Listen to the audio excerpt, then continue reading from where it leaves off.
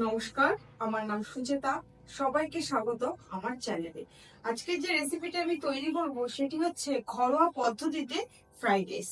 আজকে আমি বাইরে করলাম না, আজকে বাইরে প্রচন্ড হাওয়া দিচ্ছে, আমি আমার রান্নাঘরে রান্নাটা করব। চলুন।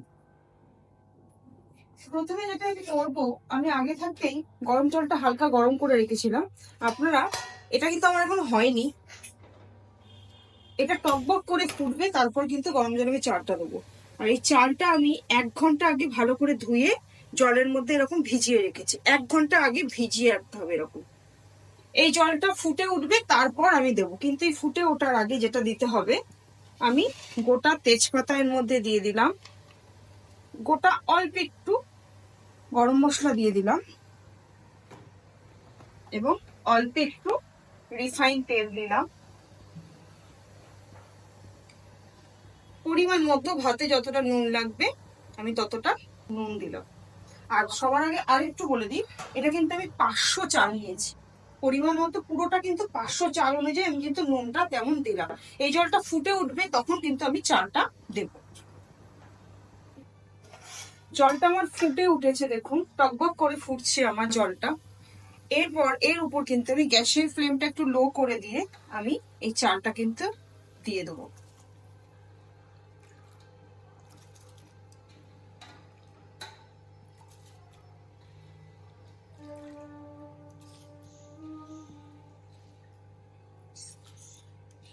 বেশি জল মনে হচ্ছে, কিন্তু কোনো অসুবিধা নেই।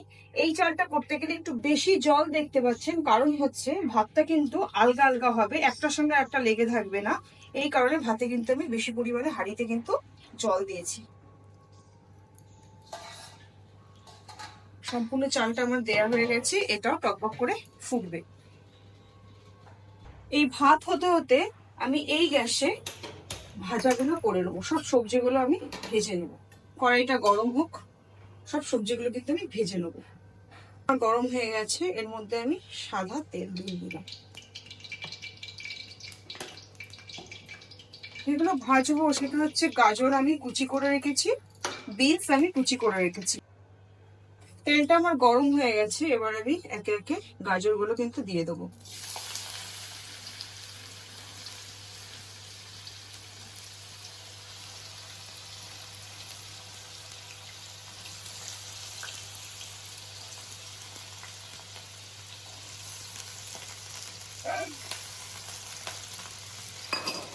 সম্পূর্ণ বিনসটাও কিন্তু আমি একসঙ্গে ভেজে নেবো, গাজর আর বিনসটা কিন্তু আমি একসঙ্গে ভেজে নেবো।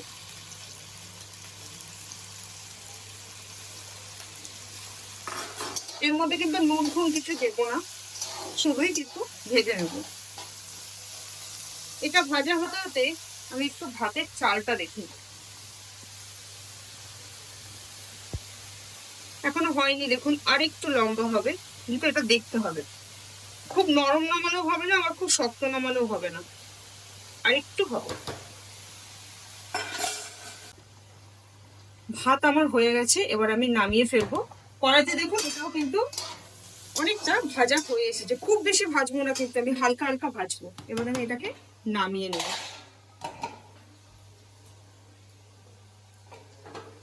এবার আমি ফ্যানটাকে একটু গেলে নেবো। আমি ঘরে যেরকম ভাবে কিন্তু ফ্যানটাকে উপর দিই, তেমন ভাবে কিন্তু আমি দিচ্ছি।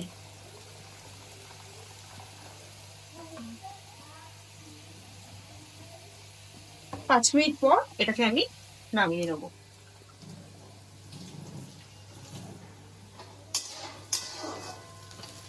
ভাজাটা দেখুন কিন্তু হয়েছে, চারিদিকে কিন্তু পড়েনি, সেদ্ধ হচ্ছে আস্তে আস্তে। খুব বেশি ভাজবো না আমি। আর 5 মিনিট পর এটাকে আমি নামিয়ে নেবো।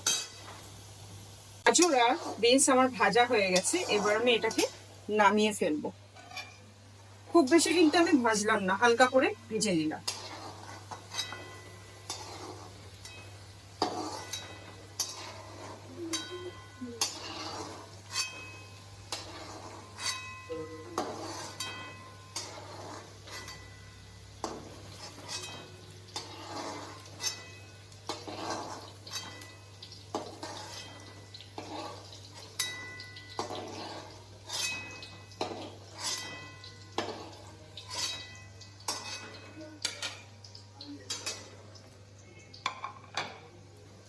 আমি ভাতের হাঁড়িটাকে তুলে নেব।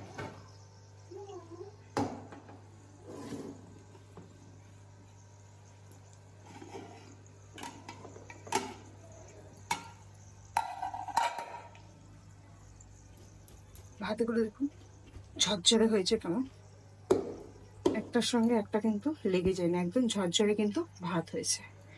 এরপর আমি বড় গ্যাসে কিন্তু এটাকে নিয়ে নেব।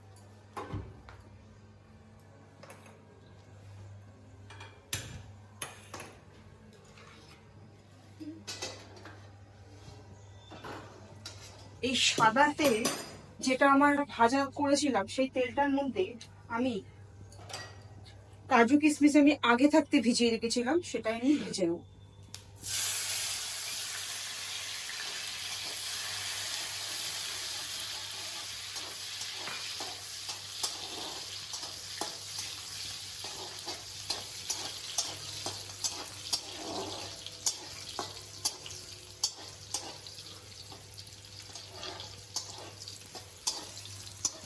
ভাজা হয়ে গেছে, এটাকেও আমি তুলে নেব।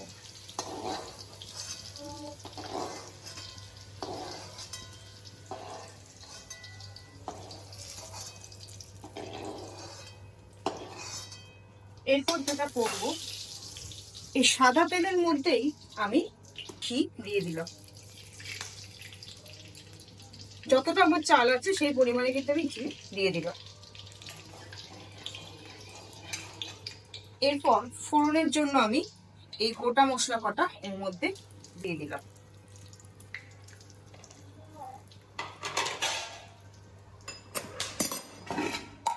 এরপর যেটা করব, এই যে ভাতটা আমি করে রেখেছিলাম, এই তেলের উপর সম্পূর্ণটা আমি তেল আর ঘিয়ের উপর দিয়ে দেবো।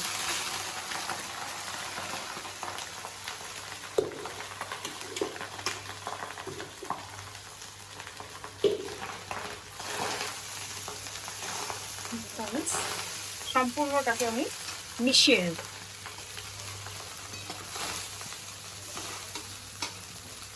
গ্যাসের ফ্লেমটা কিন্তু আমি লো করে নিলাম।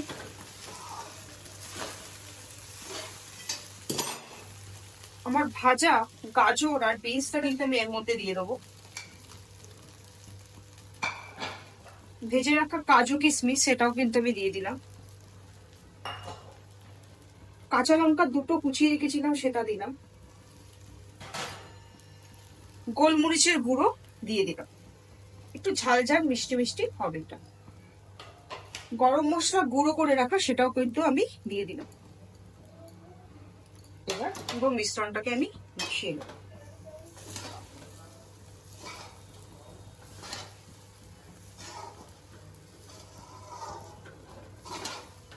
এরপর এর মধ্যে আমার চিনি গুঁড়ো করে রাখা আছে, আমি চিনিটা দিয়ে দেবো। আর ভাত যখন আমি সেদ্ধ করতে দিয়েছিলাম তখন কিন্তু আমি নুন দিয়েছিলাম, এখনো কিন্তু আমি পরিমাণ মতো নুনটা দিয়ে দেবো, বেশি না, পরিমাণ মতো। আবার এটাকে আমি মিশিয়ে নেব।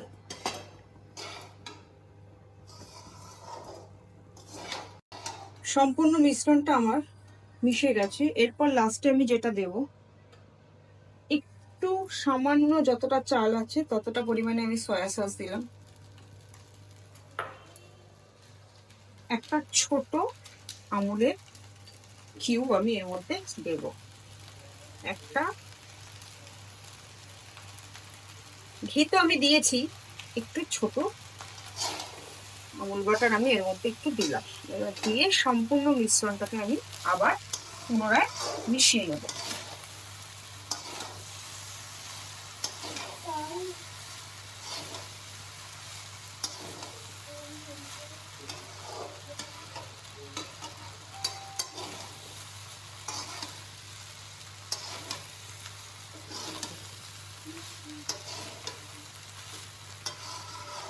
সয়া সস দেওয়ার পর দেখুন রংটা কেমন পরিবর্তন হয়ে গেল।